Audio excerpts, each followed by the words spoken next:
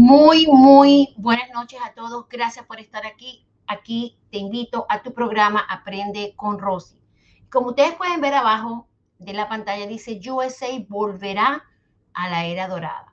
Pues hoy nuestro presidente finalmente dio el esperado anuncio, cumpliendo la promesa de contraatacar. Porque estoy viendo hacia el lado, porque tengo esto acá. Los países que según él han tratado a Estados Unidos injustamente. Y él lo llamó el Día de la Liberación. Pero Rosie no es la que está hablando. Yo quiero que ustedes mismos, con subtítulos en español, ustedes pueden ver todo lo que él dijo, la lista que él realizó. Y es verdad, los países nos han tratado muy injustamente. Y ni usted ni yo sabíamos todo lo que ahora sabemos, pero por muchísimos años. ¿Cómo es posible? Nada más le voy a poner esto. Que el país de Camboya nos cobra a nosotros 97% cada vez que nosotros mandamos un producto para allá y ellos lo tengan que vender allá. Sin embargo, los productos de ellos, porque hay mano de obra allá también, ¿ok? Nosotros pagamos el 3%. O sea, nosotros somos ¿qué? El pato feo del mundo. Pues creo que con esto se acabó. Así que quiero que lean, el que habla inglés, escuche y vean por qué nosotros vamos a volver a la era dorada. Recuerden siempre lo que les digo. No hagan caso de todas estas cositas que la gente a veces, para no decir la gente, no, los medios de comunicación que están rayados, los mismos demócratas, hablando estupideces completamente, de verdad, da pena, pero yo le voy a poner esto para que ustedes lo escuchen. ¿Ok? Comenzamos.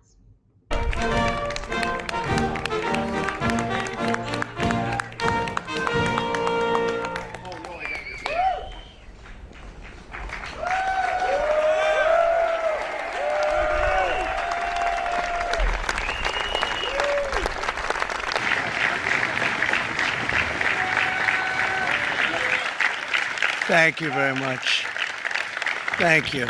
Nice crowd. What a good-looking group of people. Well, we have some very, very good news today, and a lot of good things are happening for our country. Please sit down. My fellow Americans, this is Liberation Day. Waiting for a long time. April 2nd, 2025 will forever be remembered as the day American industry.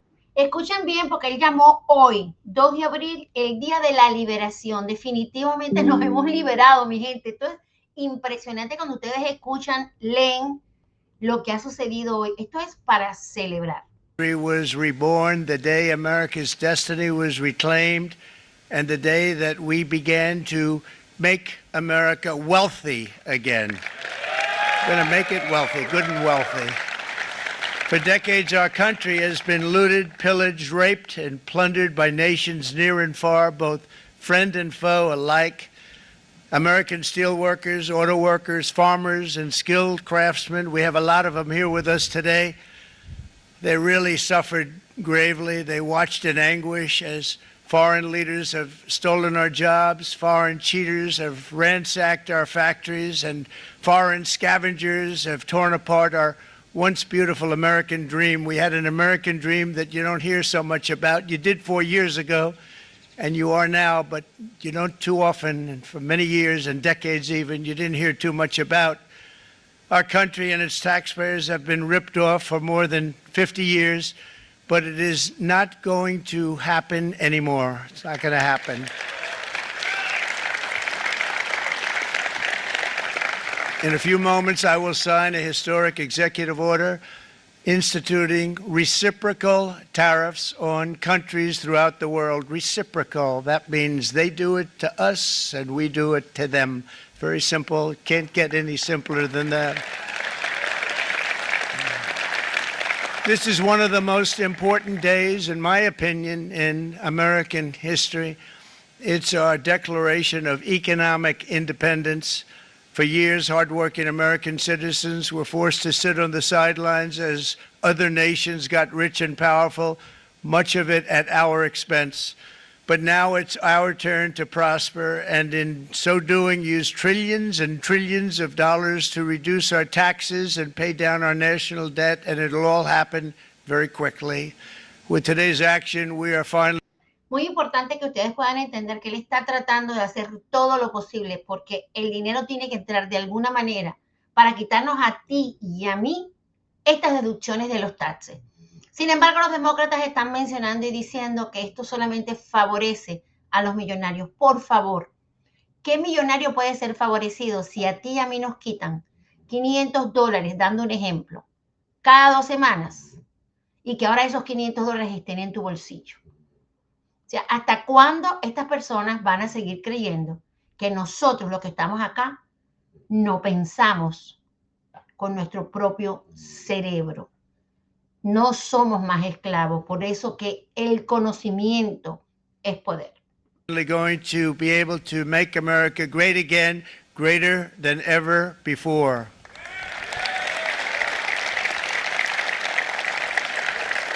Jobs and factories will come roaring back into our country, and you see it happening already.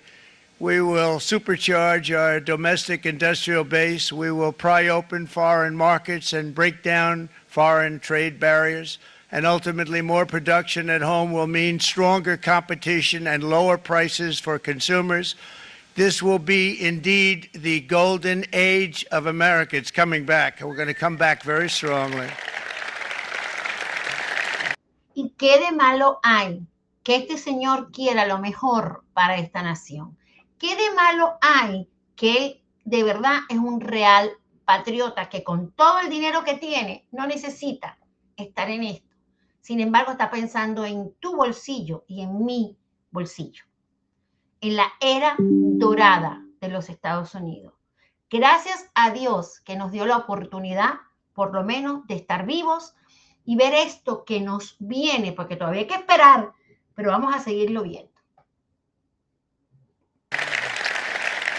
We're pleased to be joined on this momentous occasion by Vice President J.D. Vance. J.D., thank you.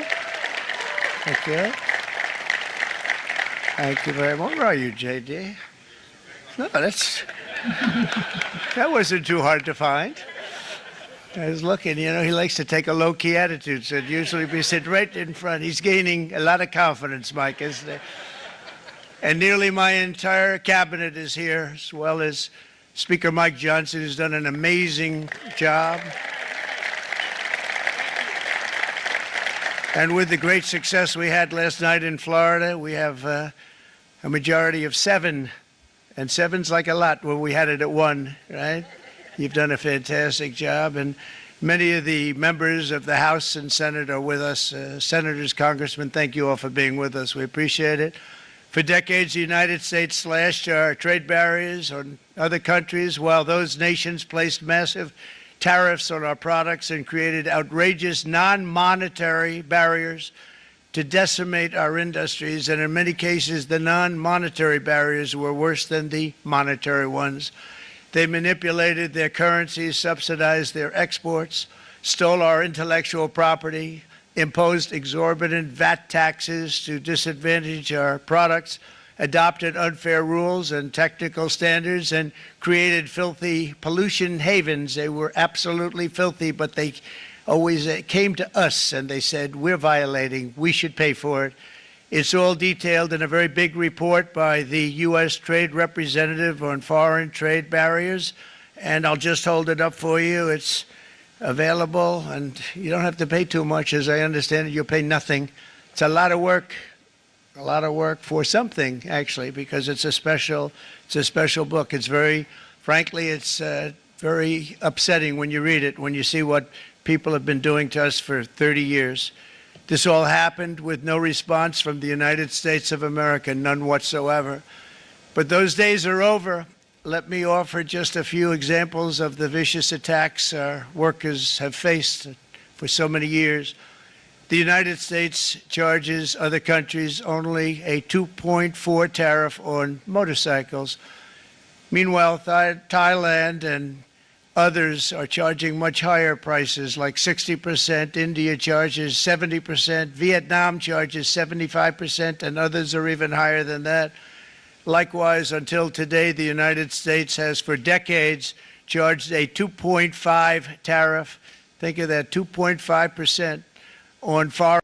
No hay que ir a la universidad para entender estos números. Que nosotros les cobremos a estos países el 2.5% y ellos cobrándonos a nosotros el 64%, el 70%. Por ejemplo, China nos cobra a nosotros 64% de sus aranceles. Tenemos que pagarlos. Así que está muy bueno que ahora China le va a tocar pagar 20 más 14, 34%. Todavía está muy, pero muy por debajo de lo que ellos nos cobran a nosotros. Y por eso el presidente explica lo del recíproco, ¿ok? Sí, hay aumento esto en lo de los chinos, o sea, China y por supuesto México, Canadá, ciertos países. El resto todos quedan en un 10% de aranceles. Es muy justo, me parece muy, pero muy justo. Foreign-made automobiles. The European Union charges us more than 10% tariffs, and they have 20% VATs, much, much higher. India charges 70%, and perhaps worst of all are the non-monetary restrictions imposed by South Korea, Japan, and very many other nations as a result of these colossal trade barriers. 81% of the cars in South Korea are made in South Korea. 94% of the cars in Japan are made in Japan. Toyota sells 1 million foreign-made automobiles into the United States, and General Motors sells almost none. Ford sells very little. None of our companies are allowed to go into other countries. And I say that friend and foe, and in many cases the friend is worse than the foe in terms of trade.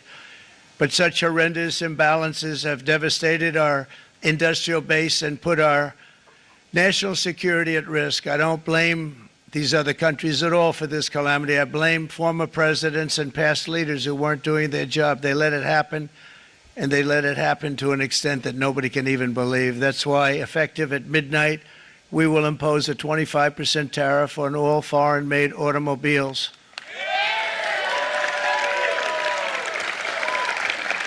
Thank you. Brian, I'd like to have you come up here for a second, okay? I just see him sitting. He's been a fan of ours, and he understands this business a lot better than the economists, a lot better than anybody. Brian, say a few words, please, would you? Thank you, Mr. Thank you. It's a great honor to have you. Thank you. And we're going to figure out how this happened. So you don't know what staffer is responsible for this right now? Well, look, a staffer was... Thank you, Mr. President. I grew up just north of Detroit, Michigan, in Macomb County, known as the home of the Reagan Democrats. My first vote for president was for Ronald Reagan. I thought that was going to be the best president I ever saw in my lifetime until Donald J. Trump came along. I have watched my entire life, I have watched plant after plant after plant in Detroit and in the metro Detroit area close. There are now plants sitting idle. There are now plants that are underutilized, and Donald Trump's policies are going to bring product back into those underutilized plants. There's going to be new... Señores, la ciudad de Detroit parece un fantasma, como lo que él está diciendo. Plantas, trasplantas de carros, donde se hacían los automóviles, ¿ok? Todo lo que era la industria automotriz de planta, trasplantas cerradas. Ah, bueno, como vivimos aquí en Miami, no sabemos lo que está pasando en Detroit. No, sí sabemos. Y esto es gracias a los demócratas. Esto es una medida que se ve difícil, que se ve dura, que la gente está criticando, pero esto conlleva a que todas esas plantas van a ser reabiertas nuevamente. Señores, vamos a tener trabajo, va a haber economía. ¿Hasta cuándo los medios de comunicación van a seguir hablando lo que están hablando con respecto a nuestra economía?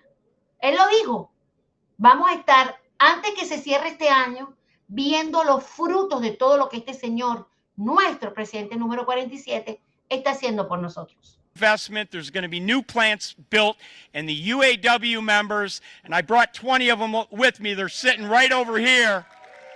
We support Donald Trump's policies on tariffs 100%. So, Mr. President, we can't thank you enough. And in 6 months or a year, we're going to begin to see the benefits. I can't wait to see what's happening 3 or 4 years down the road. Thank you, Mr. President. Thank you. What a great guy. He got it right from the beginning. He got it before almost anybody else. This group over there, they got it too. And you know, we won the state of Michigan. We won almost all of them, but we won Michigan by a lot, and I want to just thank you all. The auto workers were fantastic. The Teamsters were fantastic. Everyone was pretty good, I will tell you. Thank you very much. I appreciate it. You're going to be very happy very soon, and you probably see what's happening with all of the, not only car companies, but car companies in particular. See it with all of the ones they're moving, they're announcing day in, day out. You're seeing it. Nobody's ever seen anything like that. With today's actions, we're also standing up for our great farmers and ranchers who are brutalized by nations all over the world. Brutalized. Canada, by the way, imposes a 250 to 300% tariff on many of our dairy products. They do the first can of milk. They do the first little carton of milk at a very low price, but after that it gets bad, and then it gets up to 275, 300%. So when they're figuring what's Canada charging, they say, oh, about 2%, 3%. But take a look at what happens down the road. When you look a little bit, it's not a pretty picture, and we don't like it, and it's not fair. It's not fair to our farmers. It's not fair to our country. And with countries like Canada, you know, we subsidize a lot of countries and keep them going and keep them in business. In the case of Mexico, it's $300 billion a year. In the case of Canada, it's close to $200 billion a year. And I say, why are we doing this? Why are we doing this? I mean, at what point do we say, you got to work for yourselves, and you got to, this is why we have the big deficits. This is why we have that amount of debt that's been placed on our heads over the last number of years, and we're really not taking it anymore. Through non-tariff barriers, the European Union bans imports of most American poultry. You understand? They say, we want to send you our cars, we want to send you everything, but we're not going to take anything that you have. Australia bans, and they're wonderful people and wonderful everything, but they ban American beef, yet we imported $3 billion of Australian beef from them just last year alone. They won't take any of our beef. They don't want it because they don't want it to affect their farmers. And you know what? I don't blame them, but we're doing the same thing right now, starting about midnight tonight, I would say. And China charges American rice farmers an overquota, it's called, a tariff rate of 65%. South Korea charges 50%. Actually, they charge different, from 50% to 513%. And Japan, our friend, charges us 700%. But that's because they don't want us selling rice and other things. Who can blame them, Madam Secretary? Agriculture, great job you did on eggs, by the way. The egg prices came down 50%. You got them down 50% once we got involved. They were going through the sky. The egg prices, they were going through the sky, and you did a fantastic job. Now we have lots of eggs, and they're much cheaper, down about 59% now, and they're going down further. We charge 2.8% for so many things that other countries are charging 200%, 300%, and 400% for. If imposing tariffs and protective barriers made nations poor, then every country on earth would be racing to eliminate these policies, and China would be the first on line. They run a very strong country, but they're not first in line, and the American people are paying a very big price. From 1789 to 1913, we were a tariff-backed nation, and the United States was proportionately the wealthiest it has ever been. So wealthy, in fact, that in the 1880s, they established a commission to decide what they were going to do with the vast sums of money they were collecting. We were collecting so much money so fast, we didn't know what to do with it. Isn't that a nice problem to have? What do you think, Marco? Good problem? Marco would love that problem. But we don't have that problem anymore, but we're not going to have it very much longer, I will tell you. But they collected so much money, they actually formed a commission to determine what they were going to do with the money, who they were going to give it to, and how much. Then in 1913, for reasons unknown to mankind, they established the income tax so that citizens, rather than foreign countries, would start paying the money necessary to run our government. Then in 1929, it all came to a very abrupt end with the Great Depression, and it would have never happened if they had stayed with the tariff policy. It would have been a much different story. They tried to bring back tariffs to save our country, but it was gone. It was gone. It was too late. Nothing could have been done. It took years and years to get out of that depression, far longer than even FDR had that office right over there for a long period of time. The ramp system, that's rather intricate, was built because of him, and every time you walk up, you think of him, and he did a great job in many ways, but it lasted long beyond his terms, as you know. But it's not too late any longer, and we're going to start being smart, and we're going to start being very wealthy again. We're going to be wealthy as a country because they've taken so much of our wealth away from us. We're not going to let that happen.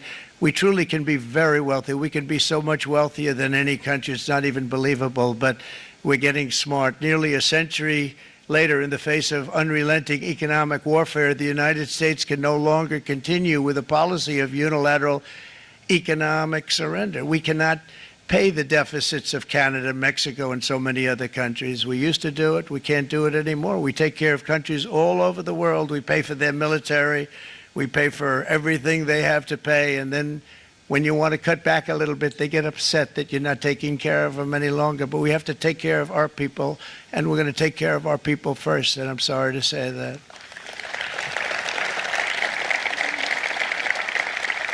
And today we're standing up for the American worker, and we are finally putting...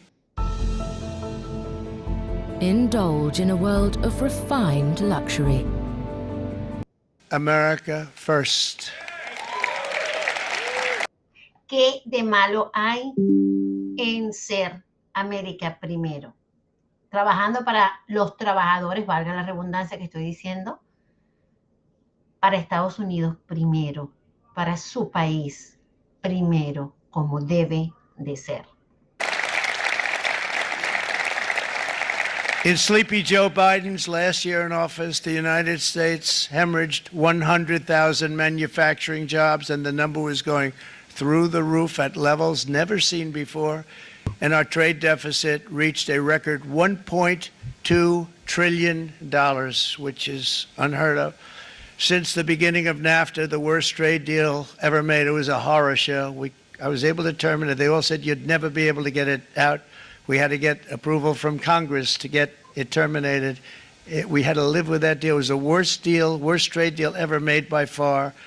But since the very beginning of NAFTA, our country lost 90,000 factories. Think of what that is, 90,000. Think about putting a map up and putting tax on it. You wouldn't have enough room.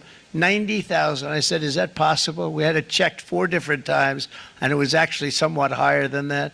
And 5 million manufacturing jobs were lost while racking up trade deficits of $19 trillion. That was the worst trade deal ever made.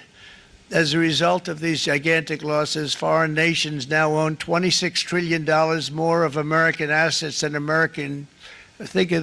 Americans own of their own foreign assets or other foreign assets. The United States can no longer produce enough antibiotics to treat our sick. We have a tremendous problem. We have to go to foreign countries to treat our sick. If anything ever happened from a war standpoint, we wouldn't be able to do it.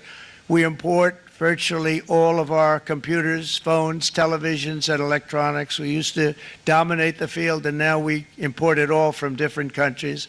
A single shipyard in China now produces more ships every year than all of the American shipyards combined. Think of that.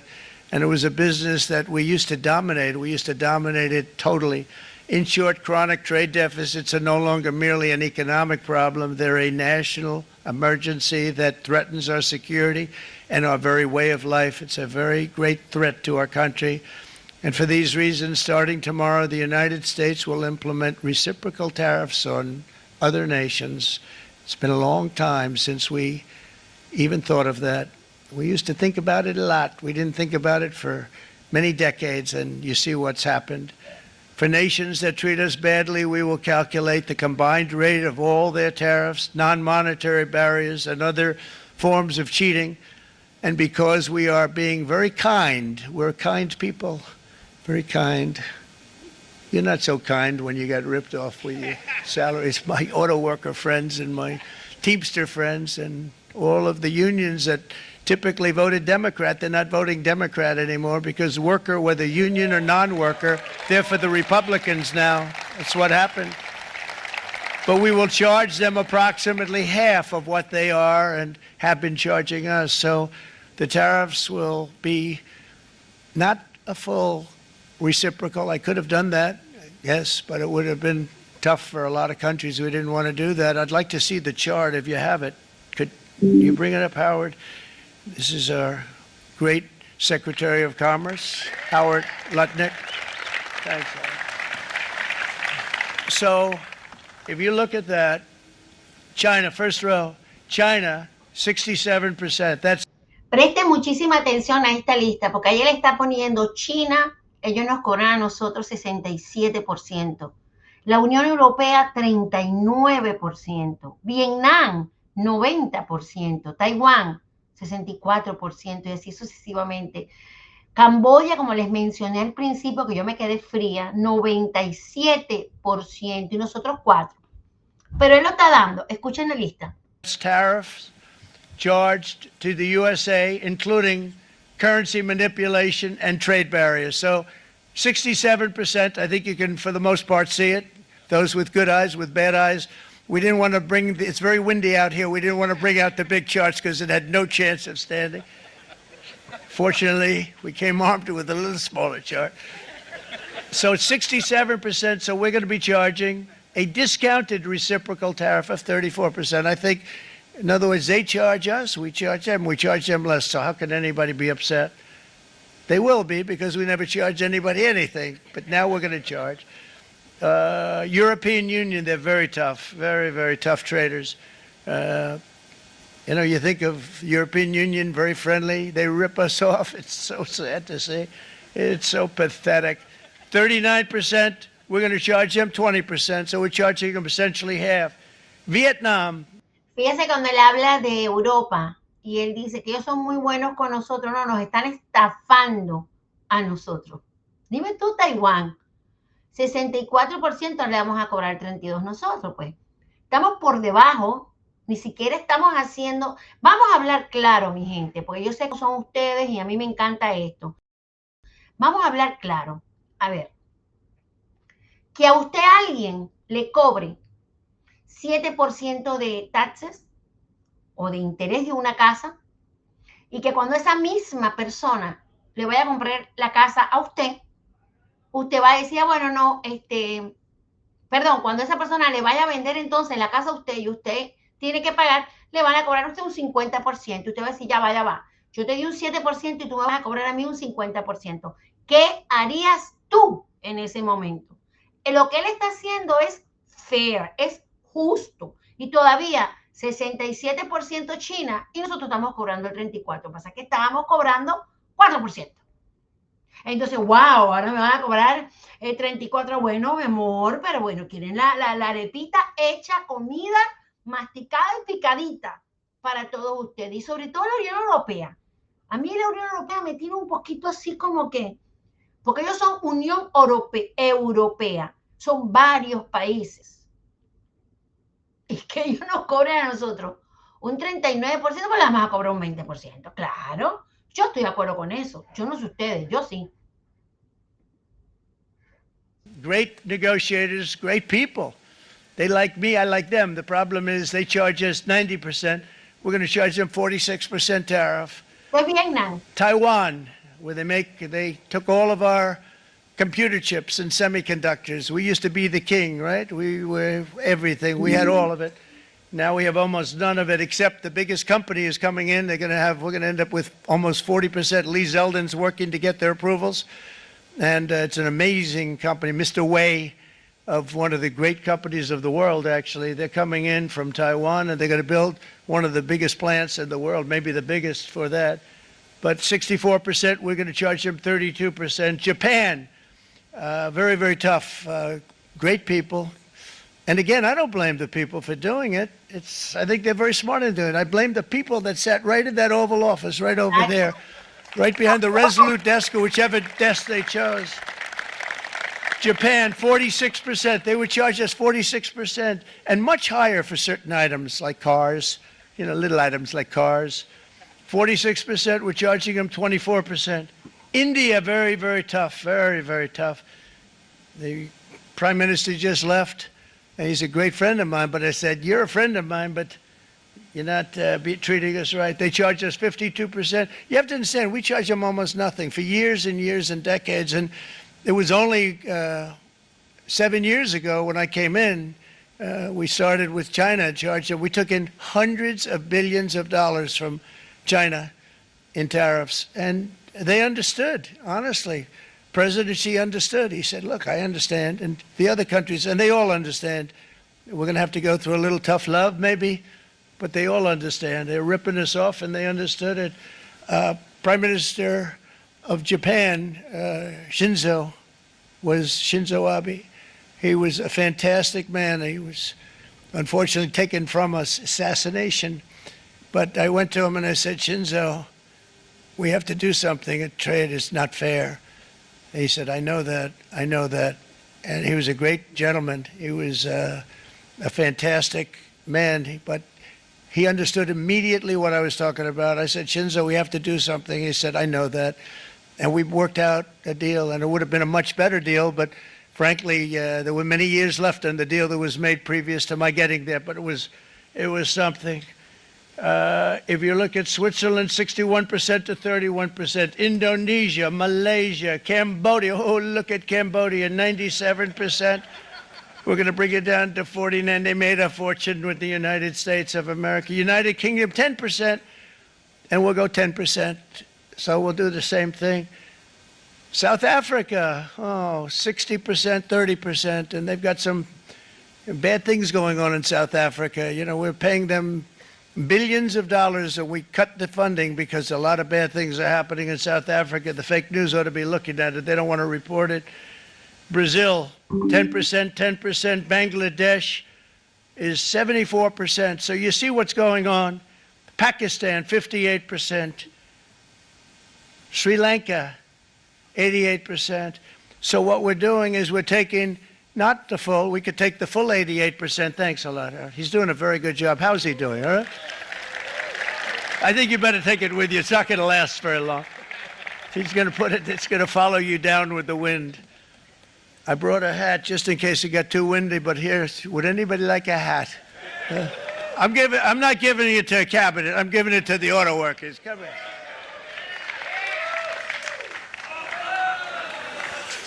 Thank you, fellas. Get it. That's it. That's it. They deserve it more than our cabinet. Our cabinet has plenty of hats. But you see the numbers. The numbers are so disproportionate. They're so unfair. At the same time, we will establish a minimum baseline tariff of 10%. You notice that on the chart.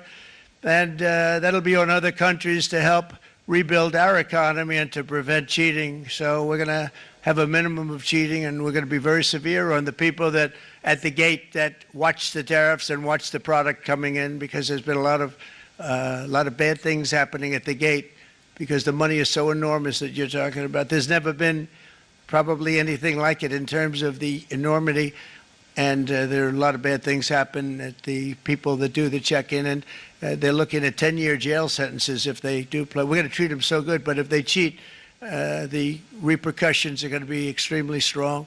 Foreign nations will finally be asked to pay for the privilege of access to our market, the biggest market in the world. We're right now the biggest market in the world. We had a great country 4 years ago in terms of the economics. We were doubling up on China. We were doing so well. Nobody was going to catch us, but so much of it slipped away over the last 4 years under Biden.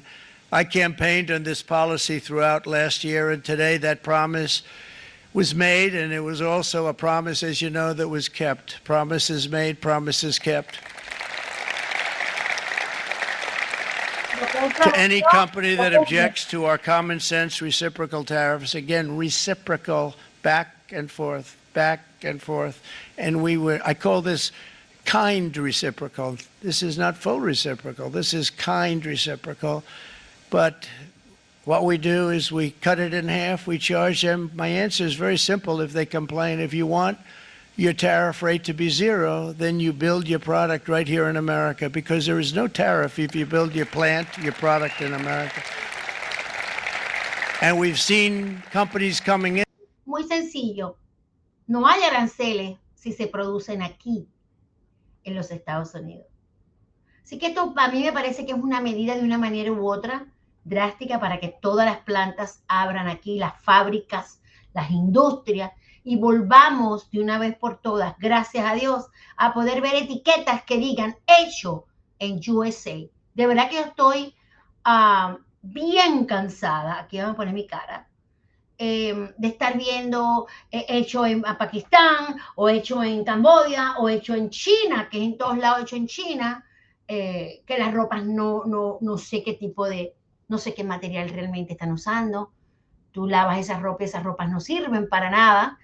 Yo me recuerdo cuando yo vivía en Venezuela, que venía a este bello país como turista y compraba todo lo que decía USA. Cuando me vine a vivir aquí en 1986, lo mismo. Y ahora tú no te consigues nada que diga hecho en los Estados Unidos. Porque los demócratas, o vamos a decir, la izquierda, que está bien fuerte, una izquierda radical, ha querido destruir esta gran nación. Pero Dios está en control. Like we've never seen before. Likewise to all of the foreign presidents, prime ministers, kings, queens, ambassadors, and everyone else who will soon be calling to ask for exemptions from these tariffs. I say, terminate your own tariffs, drop your barriers, don't manipulate your currencies. They manipulate their currencies like nobody can even believe, which is a bad, bad thing and very devastating to us, and start buying tens of billions of dollars of American goods. Tariffs give our country protection against those that would do us economic harm, and many people were looking to do us economic harm. Maybe not so obviously, but they were doing tremendous economic harm. But even more importantly, they will give us growth. These tariffs are going to give us growth like you haven't seen before, and it'll be something very special to watch. I am so looking forward, and Brian, it's going to happen even faster than you said. You know, you might say, but it's already started. It's already started.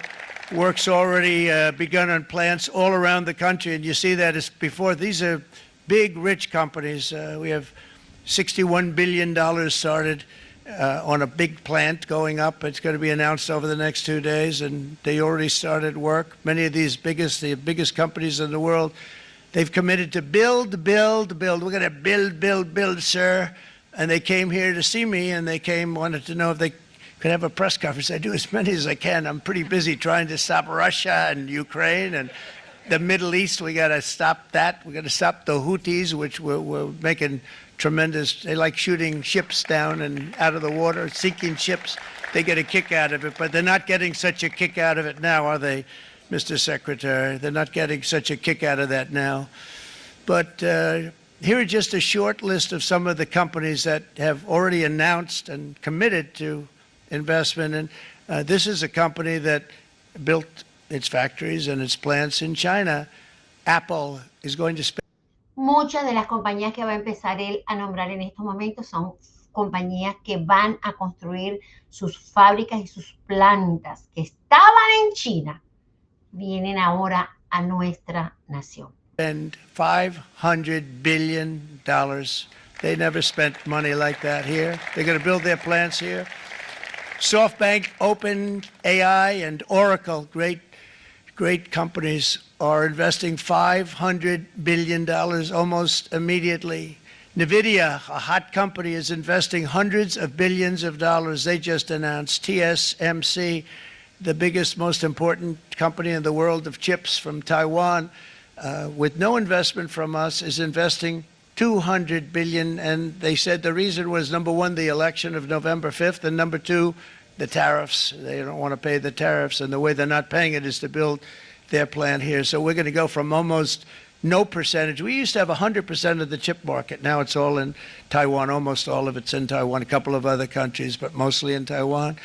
And think of it, we had 100%. We lost it because of people in that office that didn't do their job. They allowed it to be stolen from us. Johnson & Johnson, great company, $55 billion.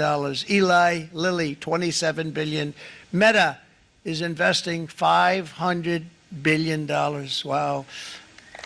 Señores, estamos hablando de billion dollars con B de bueno, para no decir de burro, vamos a decir B de bueno. Todas estas compañías van ya a invertir en nuestra nación billions of dollars.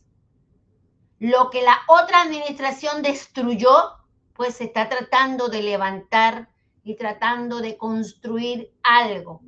Que este hombre realmente recibió esta nación totalmente destruida. Y el que de verdad no lo quiera ver, qué lástima y qué pesar, porque todavía hay gente que se refieren y hablan de una manera tan déspota. Qué lástima, qué gran lástima, de verdad.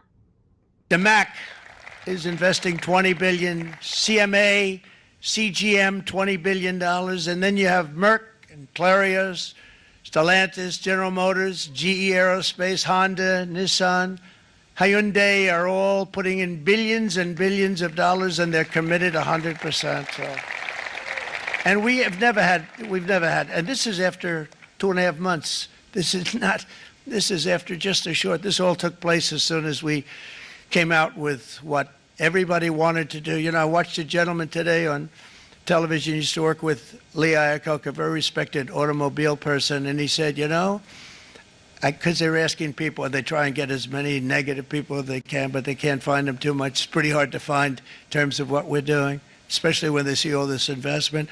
They said, so tell me, what do you think of what Trump is doing from the automobile standpoint? He said, I can't believe it. Somebody is finally, he's an older guy, real pro, really top guy, with Lee Iacocca. He said, I never thought I'd see the day when this would happen, where somebody had the courage to go and do what has to be done.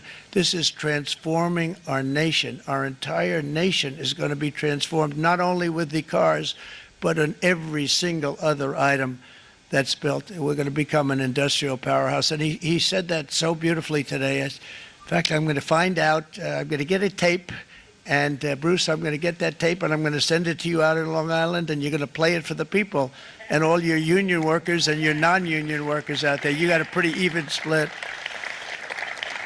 But we have, so far, it looks like we're going to have about $6 trillion of investments, and you wouldn't do that in years in this country over the last number of years. $6 trillion. Tienen que entender algo. Este señor en 2 meses, ¿qué día es hoy? Dios mío, 2 meses y 10 días, 12 días, 13 días, porque tenía 31.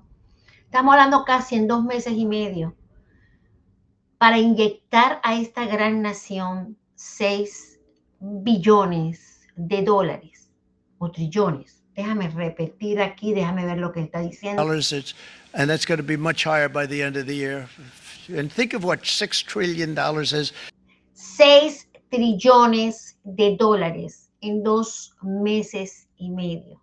Deberíamos de estar hoy celebrando, deberíamos estarle dando hoy gracias a Dios que podemos abrir los ojos y decir, ok, faltan unos meses para apenas comenzar a ver los beneficios, apenas.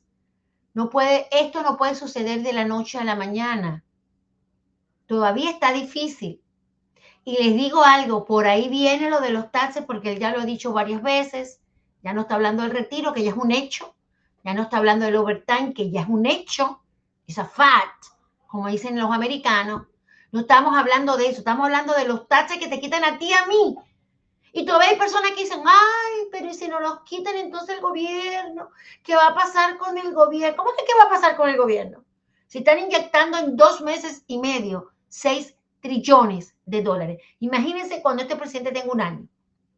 Cuando esas plantas y esas industrias y esas fábricas comiencen a producir de verdad. Les haré un cuento. You wouldn't have even a small percentage of that under this other system. We're going to be an entirely different country, and it's going to be fantastic for the workers. It's going to be fantastic for everyone. There will never have been a transformation of a country like the transformation that's already happening in the United States of America. It's an incredible thing to watch, and it's incredible to meet with the top people, people that you read about, very wealthy people, or people that are great managers and executives and presidents of big public companies, and to watch the enthusiasm they have now that they didn't have. They gave up on our country. They went to foreign countries and they built. Companies are pouring into our country at levels never seen before, with jobs and money to follow, and it's really beautiful. In the coming days, there will be complaints from the globalists and the outsourcers and special interests and the fake news. Always, the fake news will always complain. But never forget, every prediction our opponents made about trade for the last 30 years has been proven totally wrong. They were wrong about NAFTA. They were wrong about China. They were wrong about the Trans-Pacific Partnership, which would have been a disaster if I didn't terminate it. If I didn't terminate that, United Auto Workers, you would have had no jobs in this country. You would have had no jobs. It was all going to other countries. In my first term, they said tariffs would crash the economy. Instead, we built the greatest economy in the history of the world. And again, I have great respect for President Xi of China, great respect for China, but they were taking tremendous advantage of us, and I commend them for that. I say, hey, if you can get away with it, that's okay. But, you know, they understand exactly what's happening, and they probably, most of them are saying it's about time they did something, but, and they're going to fight, and they're going to fight fair. Everyone's going to fight. You know, it's like, I say to the leaders, look, you got to take care of your country, but we have to start taking care of our country now. We can't do what we've been doing for the last 50 years. From the day of my election, the stock market went up in my first term 88%, with NASDAQ going up 155%, more than any president has ever had in any term in office, by far. Eso es verdad. Sin embargo, ustedes entran a las noticias normales, los fake news, the worst day, las bolsas de valores están cayéndose, oh my God, y la gente lo mira porque sí, las bolsas de valores caen un día, suben otro día, vuelven y caen otro día, pero miren los números, desde cuando él comenzó, o sea, antes de que él comenzara, en qué número estaban y en qué número están, por Dios. And I think we're going to blow that away. And maybe the numbers won't show, but I think they're going to show much better than even those numbers. But what you're going to see is you're going to see activity, that empty, dead sites, factories that are falling down.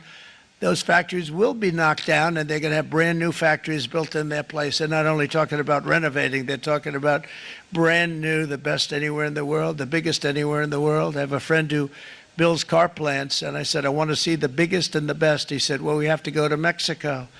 I said, no, I want to see it in the United States. He said, we're not building them in there. This is a year and a half ago during the campaign. He said, we're not building it. You'd have to go to Mexico.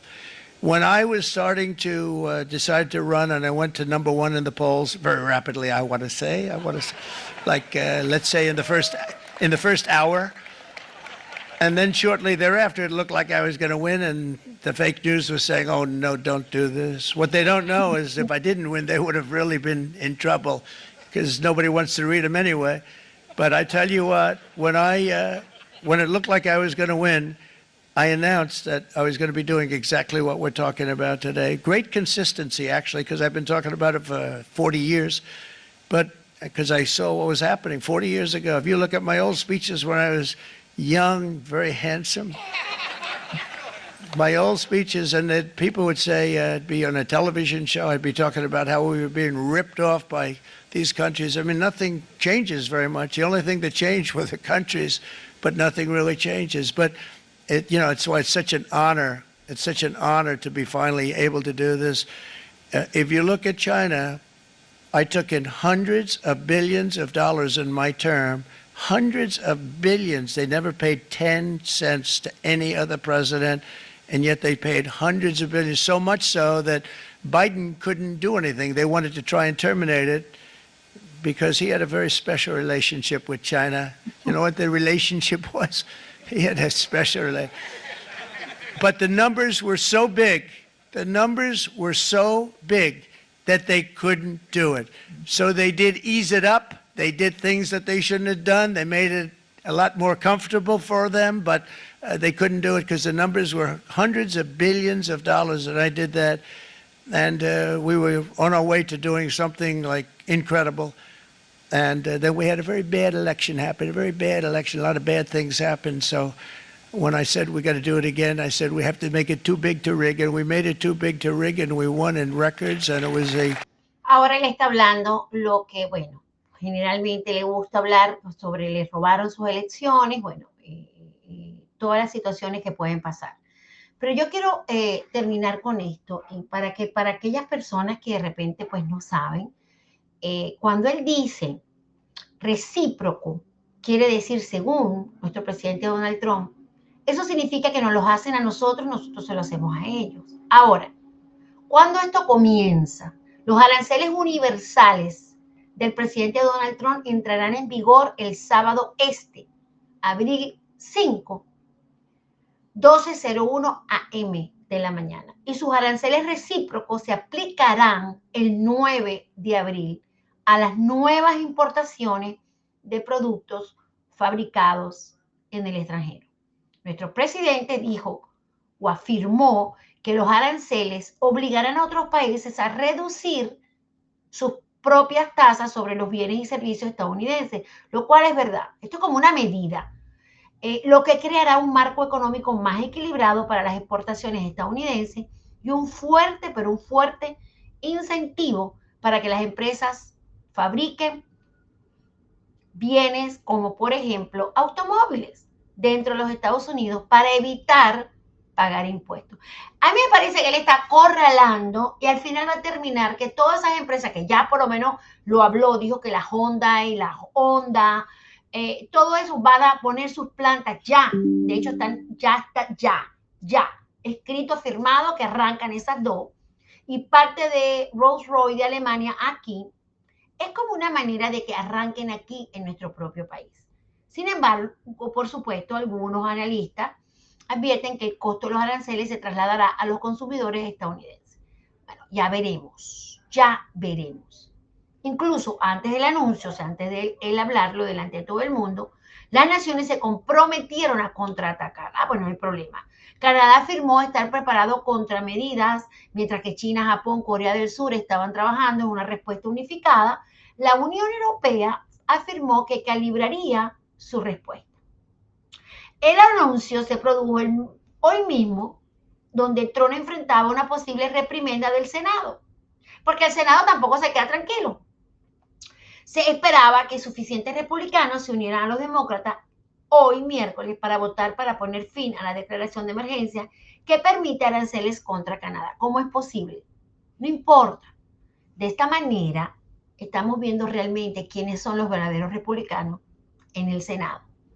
Los aranceles son los últimos de una serie de gravámenes que Trump ha anunciado desde que asumió el cargo en enero. Incluyen aranceles del 25% sobre las importaciones de acero y aluminio, automóviles y autopartes y productos de México y Canadá. Todos estos gravámenes han generado vehementes objeciones por parte de los países e industrias afectadas. Yo les quiero mencionar algo. Si usted no sabía, usted cuando derrite o cuando se deja el residuo del aluminio, steel, aquí hay compañías, fábricas, aquí en Miami, aquí mismo en Medley, en Hialeah, que compraban eso. Tú se lo vendías, en vez de botarlo en la basura, porque no se puede botar en la basura, tú se los vendías y ellos te pagan. Pues yo les voy a decir algo. Antes de enero, ellos pagaban 40 centavos, porque ellos te lo pesan, 40 centavos lo que pesaban. Hoy por hoy, abril 2, están pagando ya 52 centavos. Entonces, ¿de qué estamos hablando? Que si los aranceles, los gravámenes han generado objeciones. Señores, hay gente que están vendiendo sus residuos de aluminio y resulta que están cobrando más de lo que se estaba cobrando en enero. Entonces, ¿en qué quedamos?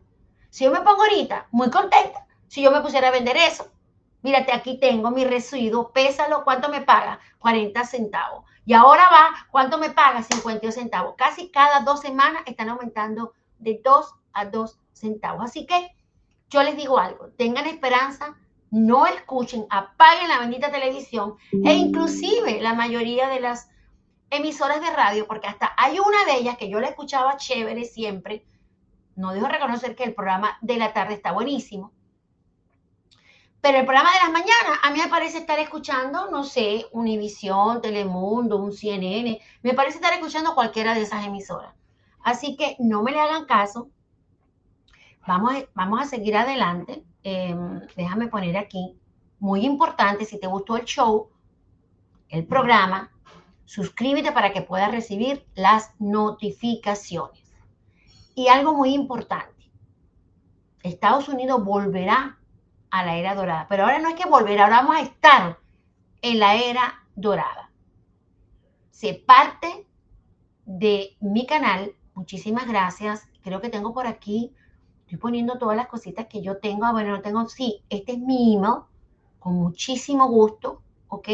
Y no se me olviden, Dios está en control. Hoy miércoles hablamos sobre la economía, vamos a ver mañana las bolsas de valores, que están poniendo hoy las noticias que, oh my God, se cayeron las bolsas de valores. El Nasdaq fue para arriba, que es la parte de la tecnología, no entiendo entonces. Voy a hacer programas de economía, voy a hacer programas de salud, voy a hacer programas de la palabra del Señor. Así que hoy en economía, Dios está en control, yo los quiero muchísimo y Dios me los bendiga, porque nos vemos mañana, y si no es mañana, es el próximo viernes. Comparte.